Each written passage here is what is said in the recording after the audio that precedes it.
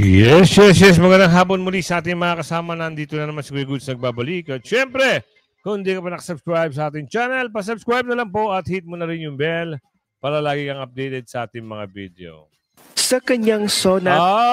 Alak ng bugi ho. Sobrang galit na ng guro at mga estudyante dito kay Bungit-ngit. May 2 buwan na lang para tuparin ang pangako internet sa 12,000 public school. Asa na? Di ba? Puro pangako. Lahat na pako. Yan ang mga balita ngayon. At umbus mo! Inamin na pagkakaroon ng sakit sa puso at cancer sa gugo. Hindi na natin na kasi masyadong maselan yung mga title. Kung dapat magbait, nagkaroon naman pala ng problem. Sakit sa heart. At kayo na bahala. Maya-maya, abangan nyo. At syempre, Bibi Sara sa Singapore. Yahoo! Kagalak ng ating mga kababayan sa Singapore. Tuwan-tuwa sila at pumasyal, bumisita at nakipag-untahan, nakipagkwentuhan, nakipagtalakayan si Bibi Sara sa Singapore. Yes. Yan ang magandang balita ngayon. At itong sinangingitim, nangakong mas mabibilisin ang pananagot sa sangkot sa katiwalian. Bakit wala pa nananagot? Asa si Balulong? Asa si Kulangot? Asan? Bakit si Bongit? Andyan pa rin. Kayo naman, pinagluloko nyo na kami. Huwag nyo na kami paandaran, ha? Masyado na kayong pero kahit ano man ang gawin nyo, hindi epektibo ang panluloko nyo sa taong bayan. Huwag kayong masyadong pasikat. Anong balita rito? Galit na mga guro at estudyante. Pasok. Sa kanyang SONA 2025, binanggit na may mahigit 12,000 pampublikong paaralan pa rin sa bansa ang walang internet. At may halos 2 buwan na lang si Pangulong Marcos Jr. para tuparin ang pangako niyang internet connectivity sa lahat ng public schools bago matapos ang 2025. Ang pangakong ito ay binigkas mismo ni Marcos Jr. sa kanyang ika-4 na State of the Nation address noong July 28, 2025, kung saan inamin niyang nananatiling malaking hamon ang digital divide sa mga paaralan. Aniya, halos 12,000 pampublikong paaralan pa rin ang walang internet, kaya tiniyak ng DICT at DepEd na bago matapos sa itong taong ito, lahat ng paaralan ay magkakaroon ng koneksyon. Ngunit hanggang ngayon, wala pa ring malinaw na ulat kung ilan na sa mga paaralang ito ang aktual na nakakonekta sa internet. Habang papalapit ang katapusan ng taon, nananatiling tanong ng publiko kung maisa sa katuparan nga ba ng administrasyon ni Marcos Jr. ang pangako nitong Internet for all schools. Wala nga natupad Halos lahat ng mga pinangako, doon pa lang sa pangangampanya, meron bang natupad? Ano ba sabi niya noon? Pag ako, nanalo, yung pera na nasa bangko, ibabayad ko sa utang ng Pilipinas. Ano? Bakit nagkautang-utang pa? Kaya huwag kayong masyadong paloko. Kayo na nanonood at kayong mga supporter ni Bungit-ngit. Masyado kayong diehard. Kawawa ho ang mga guro. Kawawa ho ang mga estudyante. Ano nangyari? Puro sila paandar. Wala na hong magandang nangyari. Puros na lang panluloko. Paano mo nasabi? Ikaw nga, tubig ng ulan pinaiipon sa'yo para magamit. Diba? Napakalaking kasinungalingan. Halos lahat ng mga sinabi nito, hindi mo paniniwalaan. Dahil wala naman natupad. Diba? 5,500 flood control. Ano nangyari? Sa isang iglap na bangga ng barko, wash out lahat. Yung pabahay, asa na? Sige nga, kwento nyo sa akin. Kayo ho ba ay nakatanggap na ng pabahay? Ilang milyon ang pangakong pabahay? Eto nga Di ba? guro at estudyante, kailangan nila sa pag-aaral, wala rin nangyari. Nangako na nga eh, tutuparin pa ba? Di ba? Pinangakuha na nga kayo eh. Di ba? Tutuparin pa ba? Oh, ang tabag doon, ang maganda ron, pinangakuan ka. Pero yung pagtutupad, yun lang ang question mark. Ay tila hindi agad na ipabatid kay Marcos Jr. na 22 classrooms pa lamang ang natapos ng DPWH ngayong 2025. Grabe, Isang nakakabiglang bilang kung ihahambing sa mahigit 1,700 classroom backlog ng bansa. Sa isang press briefing, ipinahayag ni Attorney Claire Castro na gadumanong nag-utos ang Pangulo ng catch-up plan upang habulin ng malaking kakulangan. Aniya ni Castro, kung mayroon pong dapat managot dito, bakit napapabayaan po dito? Asahan po natin na may mananagot po.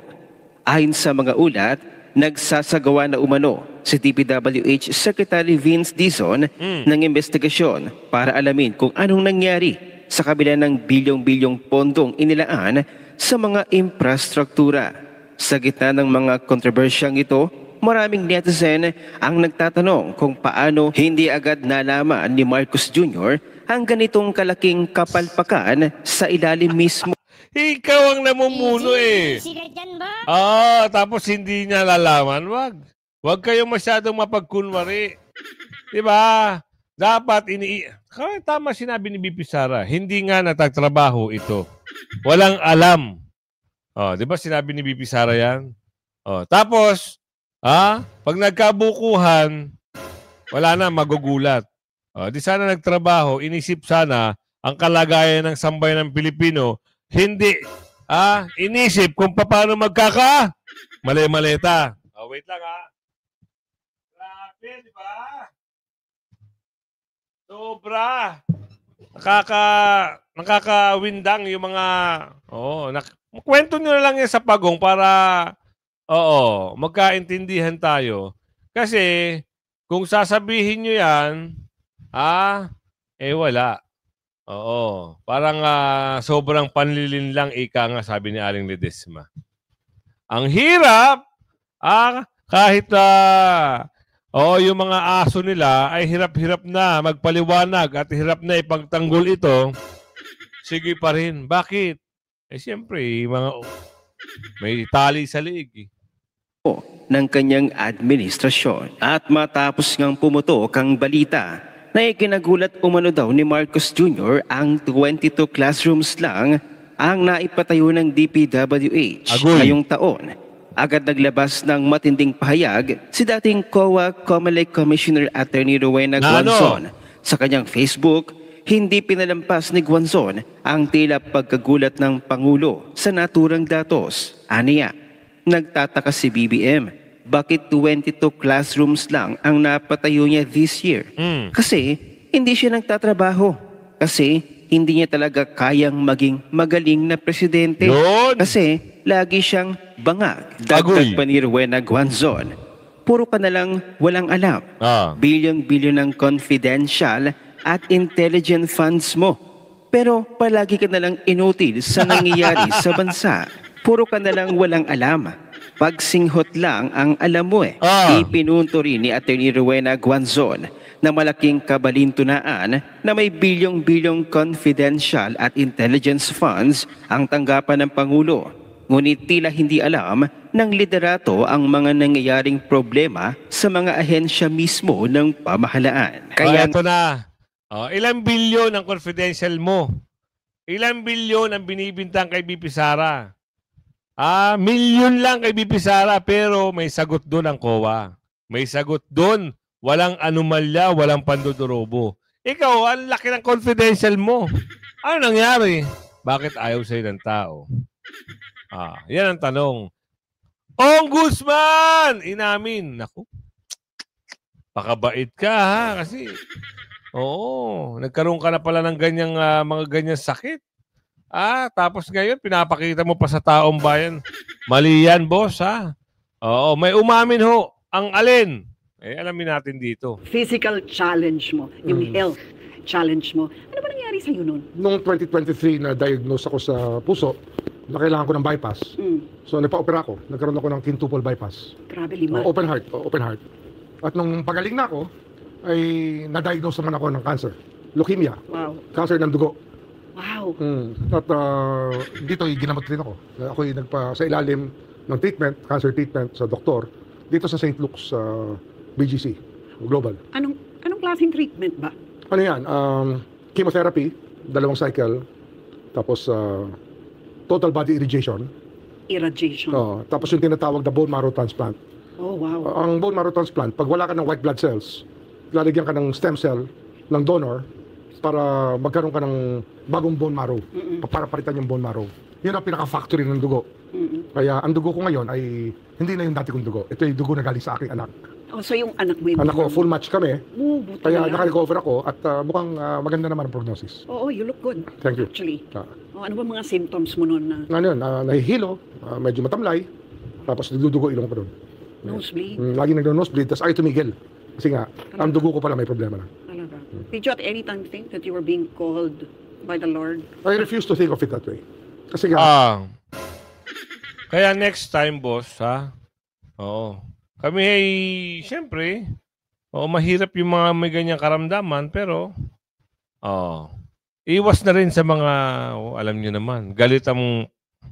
Easy ka dyan, boy! Galit, ha? Sa masasamang tao, galit ang taas. Kaya, kung kayo ho ay gusto nyo na maging maayos, at wala nang magalit sa inyo, ayusin nyo rin. Ayusin nyo rin. Huwag kayong magkakaroon ng merong sa masamang tao. Pwedeng, pwedeng mangyari ulit, pwedeng bumalik. Pag sinubukan kayo ulit, wag masyadong madaldal. Wag masyadong, bira ng bira. Lalo na, nakikita ng taong bayan. Paimbestigahan nyo agad-agaran yung ABP Sara. Huwag naman ganun.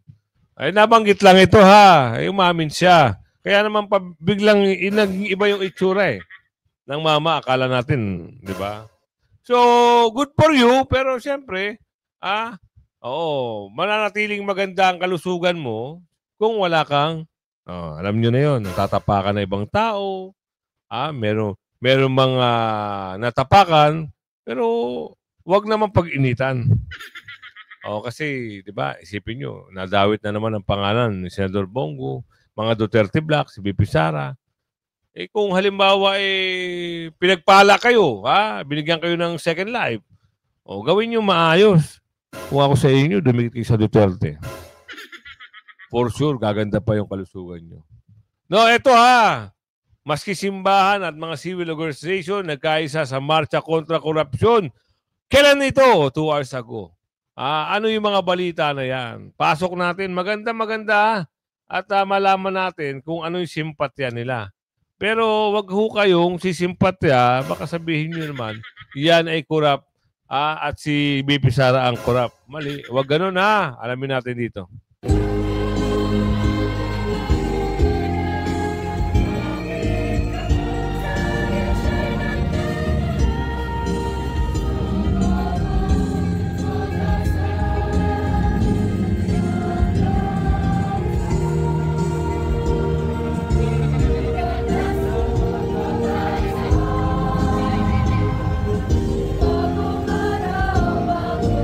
Mga kabataan ito. Alam niyo yung kanta na yun. Yun yung kanta na talagang nagkaroon ho ng pagkakaisa. Stop corruption, wag niyo nang bigyan ng kulay. Yan ang maganda. Kasi pag binigyan niyo ng kulay, ito nga ang pangit sa ating bansa Ang nananawagan, galit sila sa mga korap, panagutin ng mga korap. Pero, binibigyan nila ng kulay. Pag mag-rally yung isa, sasabayan nila, idadivert nila yung usapin. Nananawagan kayo lahat, pero parang nag-aaway-aaway kayo sa mga mungkahin nyo at kagustuhan nyo na panagutin at managot. Pinagtatawanan lang kayo ng mastermind at saka yung mga involved dito sa corruption na ito. Pinagtatawanan na lang. Bakit? Wala ho nangyayari kasi iba't iba ang kulay na kanilang kanilang sinusunod. At Ombudsman, ang ano na naman ito? Nangakong pabibilisin ang ito na naman. Sabi ko nga sa inyo, kung pinatawag nyo na si Balulong sa harap ng Blue Ribbon, di mas maganda. At mapauwi nyo si Kulangot, mas maganda. Nangako si Ombudsman Boying Remulla na mas pabibilisin pa nila ang proseso sa pagsasampa ng kaso sa mga nasa likod ng flood control scandal. Yan ay matapos lumusod sa Senado kanina ang 6.3 billion pesos na panukalang budget ng Office of the Ombudsman para sa taong 2026. Para sa Update Live, mula sa Senado sa Pasay City, nasa frontline ng balitang yan si Camille Samonte. Camille, naku, naiinip na ang taong bayan ang tanong nila. Kailan daw ba talaga mayroong hindi nga makakasuhan makukulong? Hindi na raw paaabutin ng 2 hanggang 3 taon ang pagsasampa ng kaso sa mga personalidad na sangkot sa katiwalian sa flood control projects. Ayon kay Ombudsman Boying Remulla, katunayan, posible na raw silang makapagsampa ng kaso sa Sandigan Bayan sa susunod na buwan. Sa pagsala ng Office of the Ombudsman sa budget hearing sa Senado, sinabi ni Remulla na nasa 8 criminal cases na ang inihahanda nila para maihain sa Sandigan Bayan. Kasama raw sa masasampahan ng kaso ang ilang kongresista, kabilang ang dating mambabatas sa si Zaldico at mga opisyal ng DPWH. Una nang inirekomenda ng Independent Commission for Infrastructure na sampahan ng kaso si Ko dahil ang kumpanya niyang SunWest ang kontraktor ng 289.5 million pesos na substandard flood control project sa Oriental Mindoro. Natuklasan kasi ng komisyon na hindi sinunod ng SunWest ang orihinal na engineering design sa steel sheet piles na inilagay sa proyekto. Taliwas yan sa kasunduan ng kontrata. Oras daw na masampahan ng kaso ang dating kongresista, hihilingin na rin nila ang pagkansela sa kanyang pasaporte. Hanggang ngayon kasi ay hindi pa rin bumabalik ng Pilipinas si Ko matapos madawit sa investigasyon ng flood control scandal. Sa ngayon, hindi pa raw tiyak ni Remulla kung may kasama ng mga senador sa masasampahan ng kaso. Nang matanong naman kung may magpapasko ba sa kulungan sa mga nadadawit na personalidad, sabi ni Remulla, hindi raw niya yan maipapangako pero sisikapin nila mapabilis ang paglilitis para mapanagot ang mga may sala. Pakinggan natin ang pahayag ni Ombudsman Remulla. Gusto natin, pabilisin natin para yung dapat managot. Hindi tayo magpapakulong kasi gusto lang natin magpakulong. Maliho yun. Dapat po dyan, magpapakulong tayo nang dapat makulong. Sir, sabi ko nga sa iyo, dapat makulong. Kaso na wala na yung kwento. Parang, na-divert na. Easy, diba? easy ka dyan, boy. Wala nang patutunguhan kasi yung issue doon sa mali-maleta, yung issue doon sa mali-maleta, parang natatabunan na. Diba? Ano sa palagay nyo? Pero sana ituloy kasi sabi dito, investigasyon ng Senate Blue Ribbon itutuloy sa November 14. November 14! Kung yung Blue Ribbon at chairman niya si Senador Marcoleta, okay kami. Pero kung itutuloy yan at doon kay Kimpi, kay Pinky, ay wala akong patutunguhan. Sarsuela lahat yan. Diba? Alamin natin yung balitang ito. Itutuloy daw sa November 14. Ang tagal, ano? November, December, January, February. February 6, pwede na humbuksan yung archive doon sa sinampang kaso. Labang kay BP Sara. Kaya medyo napapaisip na naman ako. Masyado silang delaying tactic, ano? Bakit hindi pa mapanagot itong si Balulong? Dinidelay nila. At pagdating yan ng January, maniwala kayo sa akin, yung lahat ng aso na may tali sa leeg, sigurado yun magsisilabasan at aaw yun patungkol kay BP Sara. Tutuloy na ng Senate Blue Ribbon Committee ang investigasyon nito sa manumalyang flood control projects sa Nobyembre 14. Ito ay kung muling mahalal bilang chairman ng komite si Senador Panfilo Lacson. Si Man Corveras sa detalye. Itinakda na ni Senator Ping Lacson sa November 14 ang susunod na pagdinig ng Senate Blue Ribbon Committee sa mga anomalya sa flood control projects projects ng gobyerno. Yan ay kung matutuloy ang pagtatalaga sa kanya bilang chairman ng komite. Ayon kay Lacson, isang mahalaga ring testigo ang kanyang inimbitahan para magsiwalat ng kanyang mga nalalaman. Makakatulong ani ang tinawag niyang very important witness para mapabilis ang paghahain ng mga kaso sa mga sangkot sa katiwalian. Kasama niya sa kanilang inimbitahan sa pagdinig si retired Technical Sergeant Orly Gutesa. Si Gutesa ang surprise witness noon ni Senator Rodate Marcoleta na nagsabing isa siya sa mga nagdadala ng mali-malatang pera sa bahay ni dating Ako Bicol Party List Representative Jaldico at dating House Speaker Martin Romualdez. Sa pagbabalik ng sesyon sa November 10, inaasahang makakasama sa agenda ang muling pagtatalaga kay Lacson sa Blue Ribbon Committee, batay na rin sa naunang pahayag ni Senate President Vicente Soto. Nag-resign na. Pinabalik. Bumalik. Bakit? Yung issue medyo bumabaw eh. Diba? Bakit? Ayun yung... pwede naman si Senador Marcoleta. Bakit itong nag-resign? Si Senador Marcoleta hindi naman nag-resign. Gustong-gusto niya nga. Pero pinalitan siya. Samantalang ito si Pinky, nag-resign tapos babalik. Ano yun?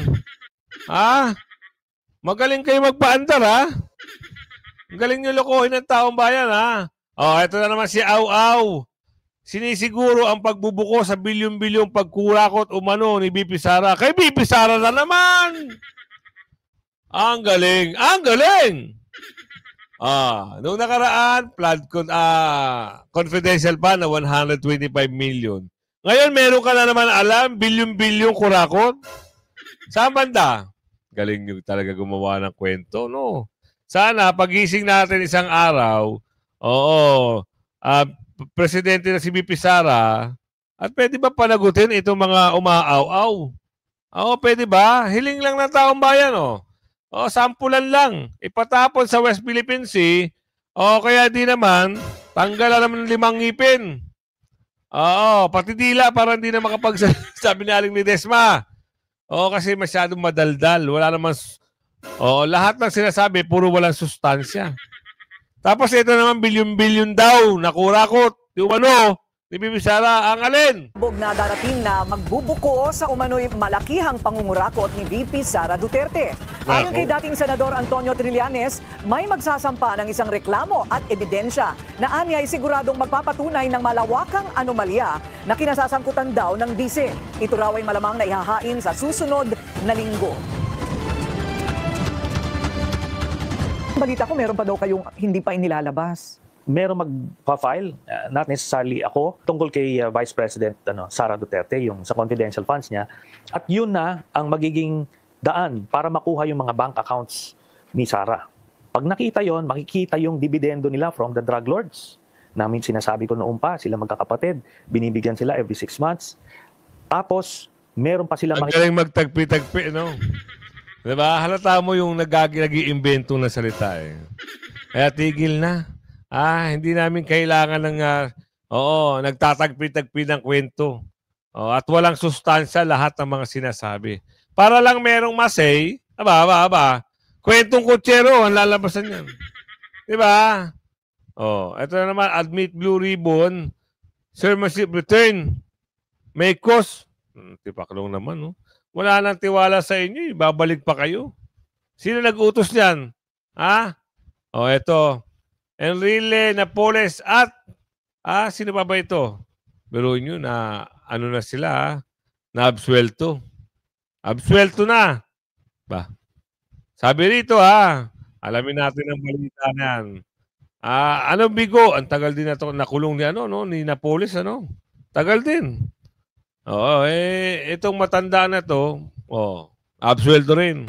At dahil bigong mapatunayang may sala o guilty sa kasong graft, inabsuelto ng Sandigan Bayan si dating Senate President at ngayoy Chief Presidential Legal Counsel Juan Ponce Enrile, gayon din ang negosyanteng si Janet Lim Napoles at ang kanyang dating Chief of Staff na si Gigi Reyes. Vic Sumintak, nagbabalik. Pinawalang sala ng Sandigan Bayan si dating Senate President at ngayon ay Chief Presidential Legal Counsel Juan Ponce Enrile kaugnay ng kasong graft. Sa desisyon ng Anti-Graft Court, sinabing bigo ang panig ng prosecutions na patunayang guilty si Enrile beyond reasonable doubt sa kasong graft na may kaugnay sa issue ng Priority Development Assistance Fund o PDAF na kilala bilang pork barrel scam scandal. Kasama ni Enrile na inabsuelto ng Sandigan Bayan sina pork barrel scandal Queen Janet Lim Napoles at Attorney Gigi Reyes, dating Chief of Staff ni Enrile. Si Enrile, Reyes at Napoles ay kinasuhan ng Office of the Ombudsman sa Sandigan Bayan noong 2014 sa salang graft and corruption dahil sa sinasabing pag-divert ng 172.8 million pesos. Nako, totoo kaya? Oo, sa tagal-tagal, no? 2014, ngayon lang. Bakit kaya? Alam niyo naman, bakit? Ito ay medyo madikit. Baka nagawa ng kwento. Nagawa ng paraan. Ito, meron pa ICC binasura ang challenge to jurisdiction ng kampo ni Duterte. Na naman sila. Ang gagaling na naman nila. Oo, makibalita tayo kay PRRD. Wala na kayong mga matanda na yung tao, ayaw nyo papakawalan. Diba? Ano ba gusto nyo? Sabi ni Aling Ledesma, kawawa ho si Tatay Digong. Andun mag-isa sa isang kwarto. Walang nag-aasikaso. I mean, walang ni isa sa pamilya hindi nakakasama. Bukod tanging yung mga banyaga na hindi mo alam kung ano yung pinagagawa. Diba? Di ba nga nabalita na natumba si Tatay Digong dahil nadulas di umano. Yun sana ipinagdadamot nyo pa. Wala, hindi naman convicted. At yung kaso na binibintang nyo, puro kwento nyo na lang yun. Sana, lahat ng mga bagay-bagay na yan ay bumalik yan doon sa mga tao. Yung mga tao na gumawa sa kanya. Nihiling lang ni Aling Ledesma na itong si Bungit-ngit, balang araw, magaya dito sa nangyari kay Tatay Digong. Para be fair, di ba? At yung mga nagpanggap at nagpapanggap, alam nyo ano bang balita dito kay Hayer? Kasi akalain nyo, meron siyang paandar na siya daw ay para sa mga taong bayan at galit siya sa mga kurakot. Talaga ba? Bakit di mo sinabi yan kay Bungit-ngit at kay Balulong? At doon sa mga pinagsilbihan mo nung panahon na yun. Kilala niyo ba si Hayer? Oo, kasi hindi ko na makita yung video Wait lang, hanapin natin para mas malinaw. Diba? Maayos. At makapani-paniwala. Okay lang ba to? Wala na. Hindi ko na makita So, ganun pa man, kahit hindi natin nakita yung slide, alam naman natin, yung ginawa kay Tatay Digong ay kumpas. Kumpas yun, mga kasama, na talagang ginawa ng kwento si Tatay Digong. Talagang matindi. Alam nyo bakit? Galit sila kasi hindi sila kapanturobo. Sana bumalik lahat yan. Lalong-lalo na yung mga nagtulungan na ipadala si Tatay Digong sa dahig. Sana lang, wish ni Aling Ledesma, galingon nyo yung gusto. Para saan? Di para naman makabawi-bawi. At sana pag kayo ay nandun din at pinadala kayo, hindi na kayo makalusot. Dire-diretso na kayo. Wala na rin due process. Ano pa mga balita ngayon? Naku, ayoko na kasi ipasok ito si nangingitim kasi nakakadismaya lang. At itong sino nga ito? Si Hayer. Yan, ayoko na mga pag-usapan yan. Maganda yung good news kay BP Sara at kay Tatay Digong. Yung mga bagay-bagay na binibintang nila na wala naman silang matinding ebidensya. Dahil ba sila ang nakaupo ngayon at malakas sila, talagang pagkakaisihan nila ng pagkakaisa nitong si BP Sara at mga kaalyado ni BP Sara? Hindi naman pwede yun. Ano yung kwento rito? Pasok natin para magkaintindihan. Tuloy ang pre-trial ni FPRRD sa ICC matapos tablahin ng korte ang hamon sa jurisdiction na inihain ng kampo ng dating Pangulo. Habang gumugulong ang kaso, handa daw si dating Justice Secretary Vitaliano Aguirre sakaling ipaaresto na rin siya. Narito ang agenda report ni Joash Malimban. Ibinasura ng ICC ang inihaing challenge to jurisdiction ng kampo ni former President Rodrigo Duterte. Sa isang unanimous ruling, sinabi ng ICC Pre-Trial Chamber na mayroon pa rin silang jurisdiction sa mga krimeng naganap noong state member pa ng Rome Statute ang Pilipinas. Nakasaad daw ito sa Article 127 Section 2 ng statute at mapuputol lang daw ang jurisdiction ng ICC sa mga krimeng naganap matapos ang withdrawal. Tigilan nyo kami. Ha? Oo. Matatapos pag... Ginawa nyo lang ng kwenta si Tatay Digong. Ginawa nyo lang na istoryahe. Kaya, oo, kumikita talaga sila eh. Bakit? Kasi maraming turista. Oo. Sana, oo, magpakabait kayo dahil hindi pwedeng hindi bumawi. Sa nangyari. Pero mo ilang buwan na, March, April, May, June, July, August, September, October. 7 months. 7 months na si Tatay Digong doon. Tibay ng mga pangan itong mga nagpadala kay Tatay Digong, no? O yan, kung umabot ka sa video natin, pakilike and share. Bye-bye!